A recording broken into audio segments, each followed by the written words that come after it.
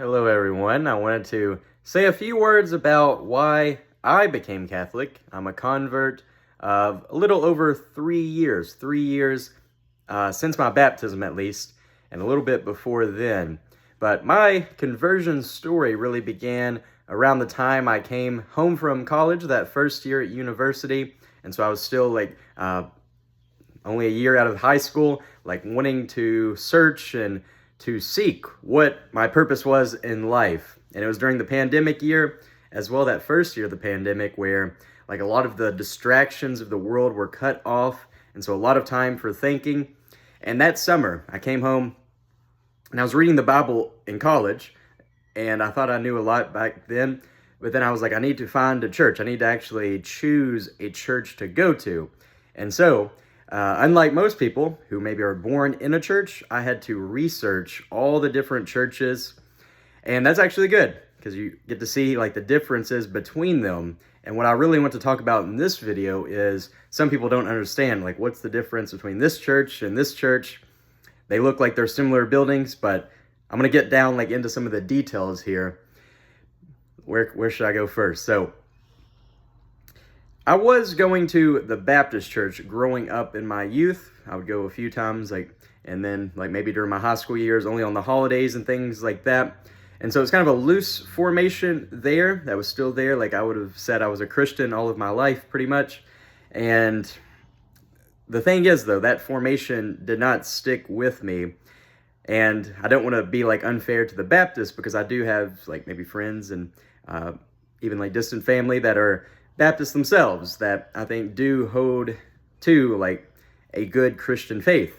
But, however, the church I was going to did not really talk about firmly held doctrines, things that you had to believe or else you couldn't be a Baptist. Things of theology and dogma, even things that are true, objective truth. That's the key right there. Things that if you don't believe, you're no longer able to go to that church. You may be able to go, but you're not going to be able to partake in communion and all of those things. And so it was so loose that it fell away. During my high school years, I was not exactly praying. I wasn't practicing the Christian life, wasn't practicing the moral life, definitely. And so that was why when I was looking at all those churches, I'm like, I'm not going to go to the Baptist church. I wanted something else. And I also said the same about the Catholic Church, kind of. That's ironic, because my roommate in college was Catholic, and I would go to church with him a few times, and I just didn't understand it at all. It was so much all at once, and I was like, why are there all these rituals? They seem very old, and why are they still here? And so that's where I was at, any church but the Baptist church or the Catholic Church. And the first church that really attracted me was the Lutheran Church, because they seem old. They have tradition and all of that. They're a few hundred years old. But I started to notice that there were these divisions within this church, just from kind of a quick glance at it, that there was maybe a more conservative Lutheran church and a more liberal Lutheran church. There were different Lutheran churches inside of the Lutheran church. I was like, oh, this is kind of strange.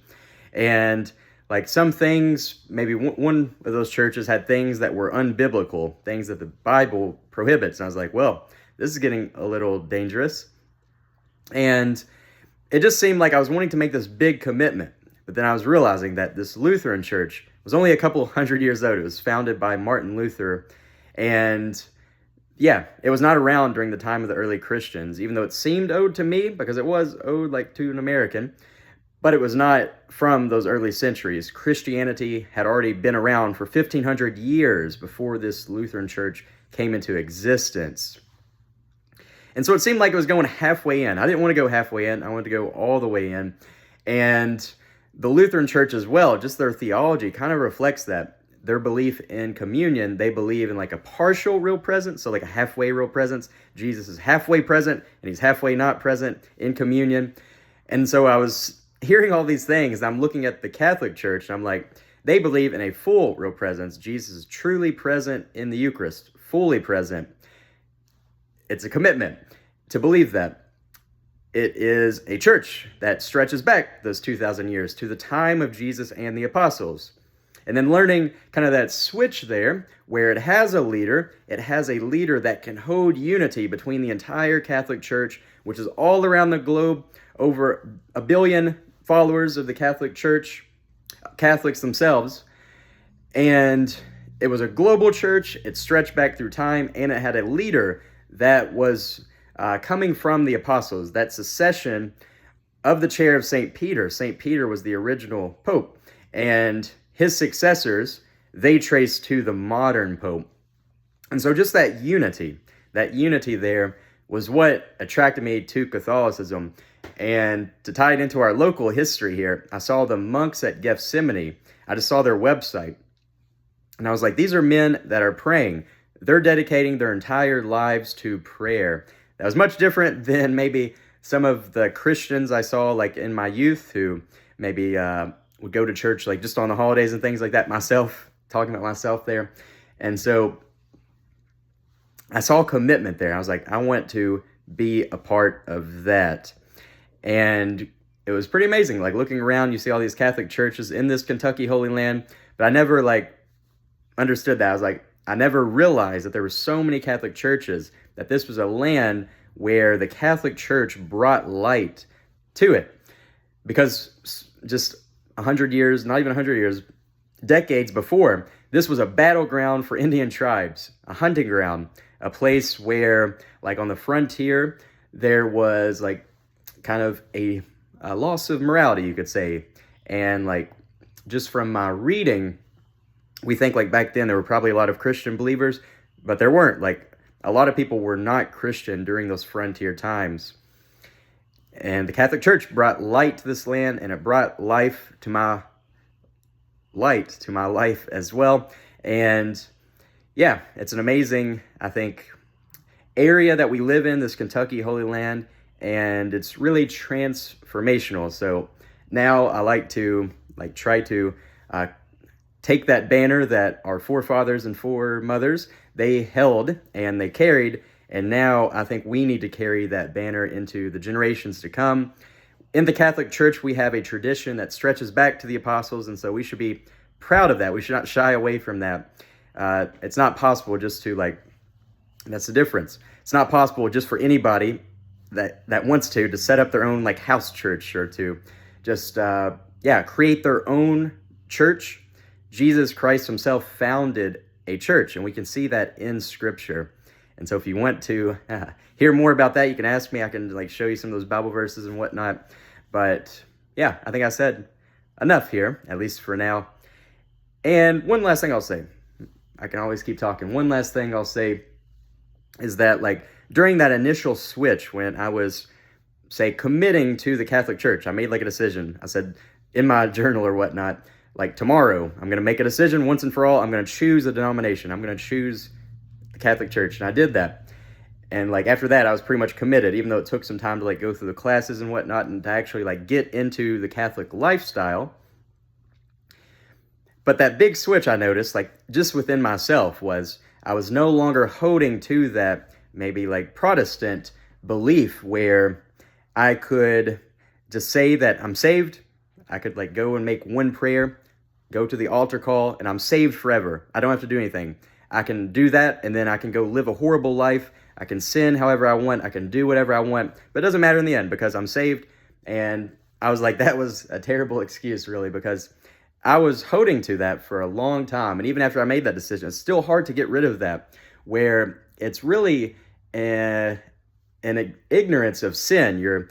You're thinking sin doesn't exist, and so you're not trying to avoid it. And it goes back to that Protestant belief. Martin Luther said that humans are basically just dung, and God is covering them up with snow.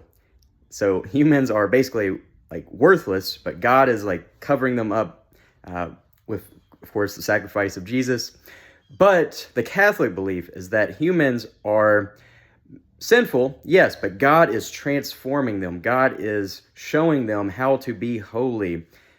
God is making them into people who can follow his moral law. And God is making humans into saints. So that's the big difference, I think, the Catholic view and the Protestant view. we believe as Catholics that we cannot just have that one time, once saved, always saved mentality. We have to practice our faith. We have to go to Mass, because through Mass we gain that grace for that transformation. We have to go to confession. We can't just say, like, maybe in our heart, even praying to God, of course, we should still, like, confess those sins, but you have to go and, like, do something. You have to go to confession. All of these things, it transforms you. You're no longer just somebody who, like, basically signed their name on a list and all of a sudden they're a Christian forever and they can go do whatever they want. That is a false Christianity. But St. Paul said, work out your salvation with fear and trembling. With fear, with reverence towards God. You're believing that God exists and that he's transforming the world, and that you have to change your life accordingly to that fact, that God is present in the world and he's present in you as a temple of the Holy Spirit. And so you have to live a holy life. So that was, yeah, getting into a dramatic ending there. But yeah, if you're not Catholic, you should consider becoming Catholic. Yeah, we have such a wonderful place just in the history of the entire Catholic Church, stretching back 2,000 years. We have one of the best stories of Catholic triumph in the entire Catholic Church here in Nelson County, Marion County, and Washington County in Kentucky. So may God bless you, and may God bless this Kentucky Holy Land.